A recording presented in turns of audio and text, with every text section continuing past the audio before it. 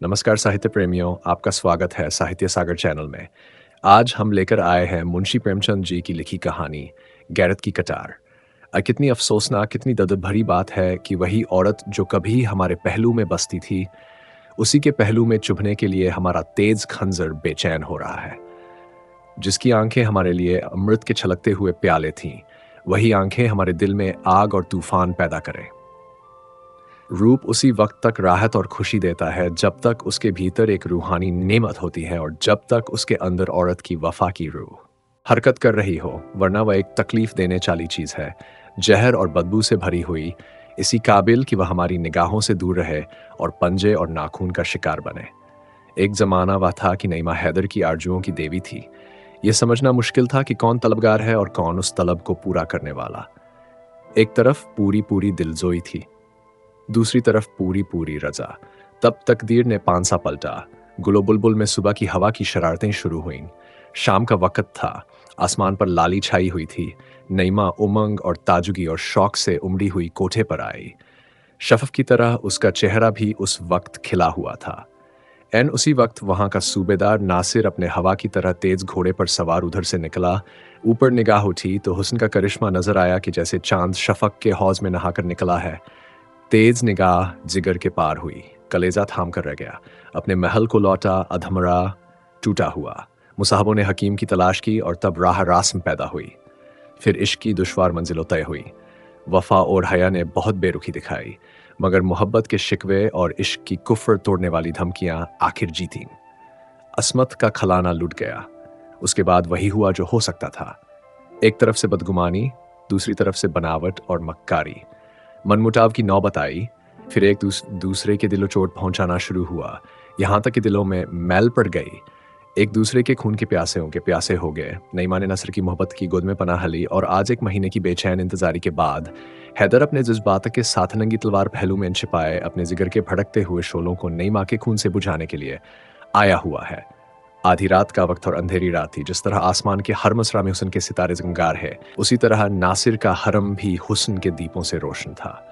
नासिर एक हफ्ते से किसी मोर्चे पर गया हुआ है, इसलिए दरबान गाफिल है। उन्होंने हैदर को देखा, मगर उनके मुंह सोने चांदी से बंद थे। ख्वाजा असराओं की निगाह पड़ी, लेकिन वह पहले ही एहसान के बोझ से दब चुके थे। खवासों और कनीजों ने भी मतलब भरी निगाहों से उसका स्वागत किया और हैदर बदला लेने के नशे में गुनहगार नईमा के सोने के कमरे में जा पहुंचा, जहां की हवा संदल और गुलाब से बसी हुई थी। कमरे में एक मोमी चिराग जल रहा था और उसी की भेद भरी रोशनी में आराम और तकल्लुफ की सजावटें नजर आती थीं, जो सतीत्व जैसी अनमोल चीज के बदले में खरीदी गई थीं। वहीं वैभव और ऐश्वर्य की गोद में लेटी हुई नईमा सो रही थी। हैदर ने एक बार नैया को अंक भर देखा। वही मोहिनी सूरत थी, वही आकर्षक जावनी और वही इच्छाओं को जगाने वाली ताजगी। वही युवती जिसे एक बार देखकर भूलना असंभव था। हाँ, वही नईमा थी। वही गोरी बौहें जो कभी उसके गले का हार बनती थीं। वही कस्तूरी में बसे हुए बाल जो कभी कंधों पर लहराते थे। वही फूल जैसे गाल जो उसकी प्रेम भरी आंखों के सामने लाल हो जाते थे। इन्हीं गोरी गोरी कलायों में उसने अभी अभी खिली हुई कलियों के कंगन पहनाए थे और जिन्हें वह वफा के कंगन समझ था। इसकी गले में उसने फूलों के हार सजाए थे और उन्हें प्रेम का हार ख्याल किया था। लेकिन उसे क्या मालूम था कि फूलों के हार और कलियों के कंगन के साथ वफा के कंगन और प्रेम के हार भी मुरझा जाएंगे। हाँ, ये वही गुलाब के से होंठ हैं जो कभी उसकी मोहब्बत में फूल की तरह खिल जाते थे, जिनसे मोहब्बत की सुहानी महक उड़ती थी। और ये वही सीना है जिसमें कभी उसकी मोहब्बत और वफा का जलवा था, जो कभी उसकी मोहब्बत का घर था। मगर जिस फूल में दिल की महक थी, उसमें दगा के कांटे हैं। हैदर ने तेज कटार पहलू से निकाली और दबे पांव नाइमा की तरफ आया, लेकिन उसके हाथ न उठ सके। जिसके साथ उम्र भर जिंदगी की सैर की, उसकी गर्दन पर छुरी चलाते हुए उसका हृदय द्रवित हो गया। उसकी आंखें भीग गईं। दिल में हसरत भरी यादगारों का एक तूफान सा। तकदीर की क्या खूबी है कि जिस प्रेम का आरंभ ऐसा खुशी से भरपूर हो, उसका अंत इतना पीड़ाजनक हो। उसके पैर थरथराने लगे, लेकिन स्वाभिमान ने ललकारा। दीवार पर लटकी हुई तस्वीरें उसकी इस कमजोरी पर मुस्कराईं, मगर कमजोर इरादा हमेशा सवाल और अलील की आड़ लिया करता है। हैदर के दिल में ख्याल पैदा हुआ, क्या इस मोहब्बत के बाब को उजाड़ने का इल्जाम मेरे ऊपर नहीं है? जिस वक्त बदगुमानियों के अंकुए निकले, अगर मैंने तानों और धिक्कारों के बजाय मोहब्बत से काम लिया होता, तो आज ये दिन ना आता। मेरे जुल्मों ने मोहब्बत और वफा की जड़ काटी। औरत कमज़ोर होती है, किसी सहारे के बगैर नहीं रह सकती। जिस औरत ने मोहब्बत के मज़े उठाए हों और उल्फात की नाज़बरदारियां देखी हों, वह तानों और जिल्लतों की आंच क्या सह सकती है। लेकिन फिर गैरत ने उकसाया कि जैसे वह धुंधला चिराग भी उसकी कमज़ोरियों पर हंसने लगा। स्वाभिमान और तर्क में सवाल जवाब हो रहा था कि अचानक नईमा ने करवट बदली और अंगड़ाई ली। हैदर ने फौरन तलवार उठाई। जान के खतरे में आगा पीछा कहाँ। दिल ने फैसला कर लिया, तलवार अपना काम करने वाली ही थी कि नईमा ने आंखें खोल दी। मौत की कटार सिर पर नजर आई। वह घबराकर उठ बैठी। हैदर को देखा, परिस्थिति समझ में आ गई। बोली, हैदर। हैदर ने अपनी झेंप को गुस्से के पर्दे में छिपाकर कहा, हाँ, मैं हूं हैदर। नईमा सिर झुकाकर हसरत भरे ढंग से बोली, तुम्हारे हाथों में यह चमकती हुई तलवार देखकर मेरा कलेजा थरथरा रहा है। तुम ही ने मुझे नाजबरदारियों का आदी बना दिया है। जरा देर के लिए इस कटार को मेरी आंखें से छिपा लो। मैं जानती हूं कि तुम मेरे खून के प्यासे हो, लेकिन मुझे न मालूम था कि तुम इतने बेरहम और संगदिल हो। मैंने तुमसे दगा की है, तुम्हारी खतावार हूं, लेकिन हैदर, यकीन मानो, अगर मुझे चंद आखिरी बातें कहने का मौका न मिलता तो शायद मेरी रूह को दोज़ख में भी यही आरजू रहती। मौत की सजा से पहले अपने घर वालों से आखिरी मुलाकात की इजाजत होती है।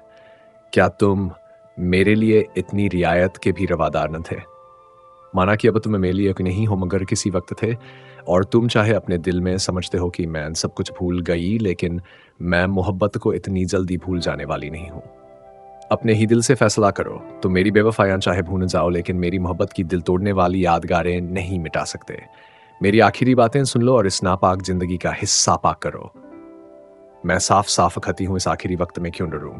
मेरी कुछ दुर्गत हुई है, उसके जिम्मेदार तुम हो, नाराज न होना। अगर तुम्हारा ख्याल है कि मैं यहाँ फूलों की सेज पर सोती हूं तो वह गलत है। मैंने औरत की शर्म खोकर उसकी कदर जानी है। मैं हसीन हूं, नाजुक हूं। दुनिया की नेमतें मेरे लिए हाजिर है। नासिर मेरी इच्छा का गुलाम है, लेकिन मेरे दिल से ये ख्याल कभी दूर नहीं होता कि वह सिर्फ मेरे हुस्न और अदा का बंदा है। मेरी इज्जत उसके दिल में कभी हो भी नहीं सकती। क्या तुम जानते हो कि यहाँ खवासों और दूसरी बीवियों के मतलब भरे इशारे मेरे खून और जिगर को नहीं लजाते। ओफ, मैंने असमत खोकर असमत की कद्र जानी है, लेकिन मैं कह चुकी हूं और फिर कहती हूं कि इसके तुम जिम्मेदार हो। हैदर ने पहलू बदलकर पूछा, क्यों कर? नईमा ने उसी अंदाज से जवाब दिया, तुमने बीवी बनाकर नहीं, माशूक बनाकर रखा। तुमने मुझे नाजुबरदारियों का आदी बनाया, लेकिन फर्ज का सबक नहीं पढ़ाया। तुमने कभी न अपनी बातों से, न कामों से मुझे यह ख्याल करने का मौका दिया कि इस मोहब्बत की बुनियाद फर्ज पर है। तुमने मुझे हमेशा हुस्न और मस्तियों के तिलिस्म में फंसाए रखा और मुझे ख्वाहिशों का गुलाम बना दिया। किसी किश्ती पर अगर फर्ज का मल्लाहन हो तो फिर उसे दरिया में डूब जाने के सिवा और कोई चारा नहीं। लेकिन अब बातों से क्या हासिल। अब तो तुम्हारी गैरत की कटार मेरे खून की प्यासी है, और ये लो मेरा सिर उसके सामने झुका हुआ है। हाँ, मेरी एक आखिरी तमन्ना है, अगर तुम्हारी इजाजत पाऊं तो कहूं। यह कहते कहते नईमा की आंखों में आंसुओं की बाढ़ आ गई और हैदर की गैरत उसके सामने ठहर न सकी। उदास स्वर में बोला, क्या कहती हो? नईमा ने कहा, अच्छा, इजाजत दी है तो इनकार न करना। मुझे एक बार फिर उन अच्छे दिनों की याद ताजा कर लेने दो, जब मौत की कटार नहीं, मोहब्बत के तीर जिगर को छेदा करते थे। एक बार फिर मुझे अपनी मोहब्बत की बाहों में ले लो। मेरी आखिरी विनती है, एक बार फिर अपने हाथों को मेरी गर्दन का हार बना दो। भूल जाओ कि मैंने तुम्हारे साथ दगा की है। भूल जाओ कि यह जिस्म गंदा और नापाक है। मुझे मोहब्बत से गले लगा लो, यह मुझे दे दो। तुम्हारे हाथों में यह अच्छी नहीं मालूम होती, तुम्हारे हाथ मेरे ऊपर उठेंगे। देखो कि कमजोर औरत किस तरह गैरत की कटार को अपने जिगर में रख लेती है। यह कहकर नईमा ने हैदर के कमजोर हाथों से वह चमकती हुई तलवार छीन ली और उसके सीने से लिपट गई। हैदर झिझका, लेकिन वह सिर्फ ऊपरी झिझक थी। अभिमान और प्रतिशोध भावना की दीवार टूट गई। दोनों आलिंगन पाश में बंध गए और दोनों की आंखें उमड़ आईं। नईमा के चेहरे पर एक सुहानी, प्राणदायिनी मुस्कुराहट दिखाई दी और मतवाली आंखों में खुशी की लाली झलकने लगी। बोली, आज कैसा मुबारक दिन है कि दिल की सब आरजुएं पूरीद होती हैं, लेकिन ये कमबख्त आरजुएं कभी पूरी नहीं होती। इस सीने से लिपटकर मोहब्बत की शराब के बगैर नहीं रहा जाता। तुमने मुझे कितनी बार प्रेम के प्याले हैं, उस सुराही और उस प्याले की याद नहीं भूलती। आज एक बार फिर उल्फत की शराब के दौर चलने दो, मौत की शराब से पहले उल्फत की शराब पिला दो। एक बार फिर मेरे हाथों से प्याला ले लो, मेरी तरफ उन्हीं प्यार की निगाहों से दंक कर जो कभी आंखों से न उतरती थीं, पी जाओ। मरती हूं तो खुशी से मरूं। नईमा ने अगर सतीत्व खोकर सतीत्व का मूल्य जाना था, तो हैदर ने भी प्रेम खोकर प्रेम का मूल्य जाना था। उस पर इस समय एक मदहोशी छाई हुई थी। लज्जा और याचना और झुका हुआ सिर, ये गुस्से और प्रतिशोध के जानी दुश्मन है, और एक गौरत के नाजुक हाथों में तो उनकी काट तेज तलवार को मात कर देती है। अंगूरी शराब के दौर चले और हैदर ने मस्तत होकर प्याले पर प्याले खाली करने शुरू किए। उसके जी में बार बार आता था कि नईमा के पैरों पर सिर रख दूं और उस उजड़े हुए आशियाने को आदाब कर दूं। फिर मस्ती की कैफियत पैदा हुई और अपनी बातों पर और अपने कामों पर उसे अखियार न रहा। वह रोया, गिड़गिड़ाया, मिन्नतें की, यहां तक कि उन दगा के प्यालों ने उसका सिर झुका दिया। हैदर कई घंटे तक बेसुध पड़ा रहा। वह काका बहुत कम बाकी रह गई थी। उसने उठना चाहा, लेकिन उसके हाथ पैर रेशम की डोरियों से मजबूत बंधे हुए थे। उसने भौचक होकर इधर उधर देखा। नईमा उसके सामने वही तिरकरार ली थी। उसके चेहरे पर एक कातिलों जैसी मुस्कुराहट की लाली थी। फर्जी माशूके के खूनीपन और खंजरबाजी के तराने बहुत बार गा चुका था, मगर इस वक्त उसे इस नजारे से शायराना लुत्फ उठाने का जीवन था। जान का खतरा नशे के लिए तुलसी से ज्यादा कातिल है। घबराकर बोला नईम। नईमा ने लहजे में कहा, हाँ मैं हूं नईमा। हैदर गुस्से से बोला, क्या फिर दगा का वार किया? नईमा ने जवाब दिया, जब वह मर्द जिसे खुदा ने बहादुरी और कुव्वत का हौसला दिया है दगा का वार करता है, तो उसे मुझसे यह सवाल करने का कोई हक नहीं। दगा और फरेब औरतों के हथियार है, क्योंकि औरत कमजोर होती है। लेकिन तुमको मालूम हो गया कि औरत के नाजुक हाथों में ये हथियार कैसी काट करते हैं। ये देखो, ये आबदार शमशीर है जिसे तुम गैरत की कटार कहते थे। अब वह गैरत की कटार मेरे जिगर में नहीं, तुम्हारे जिगर में चुभेगी। हैदर, इंसान थोड़ा खोकर बहुत कुछ सीखता है। तुमने इज्जत और आबरू सब कुछ खोकर भी कुछ न सीखा। तुम मर्दत थे, नासिर सिद्दीकी। तुम्हें उसके मुकाबले में अपनी तलवार के जौहर दिखाना था, लेकिन तुमने निराला ढंग अख्तियार किया और एक बेकसौर पर्दका का वार करना चाहा, और अब तुम उसी औरत के समाने बिना हाथ पैर के पड़े हुए हो। तुम्हारी जान बिल्कुल मेरी मुट्ठी में है। मैं एक लम्हे उसे मसल सकती हूँ। अगर मैं ऐसा करूँ तो तुम्हें मेरा शुक्रगुजार होना चाहिए, क्योंकि एक मर्द के लिए गैरत की मौत बेगैरती की जिंदगी से अच्छी है। लेकिन मैं तुम्हारे पर हम करूंगी। मैं तुम्हारे साथ फयाजी का बर्ताव करूंगी, क्योंकि तुम गैरत की मौत पाने के हकदार नहीं हो। जो गैरत चंद मीठी बातों और एक प्याला शराब के हाथों बिक जाए, वह असली गैरत नहीं है। हैदर, तुम कितने बेवकूफ हो। क्या तुम इतना भी नहीं समझते कि जिस औरत ने अपनी असमत जैसी अनमोल चीज देकर यह ऐश और तकल्लुफ पाया, वह जिंदा रहकर इन नेमतों का सुख जूटना चाहती है। जब तुम सब कुछ खोकर जिंदगी से तंग नहीं हो, तो मैं कुछ पाकर क्यों मौत की ख्वाहिश करूं। अब रात बहुत कम रह गई है।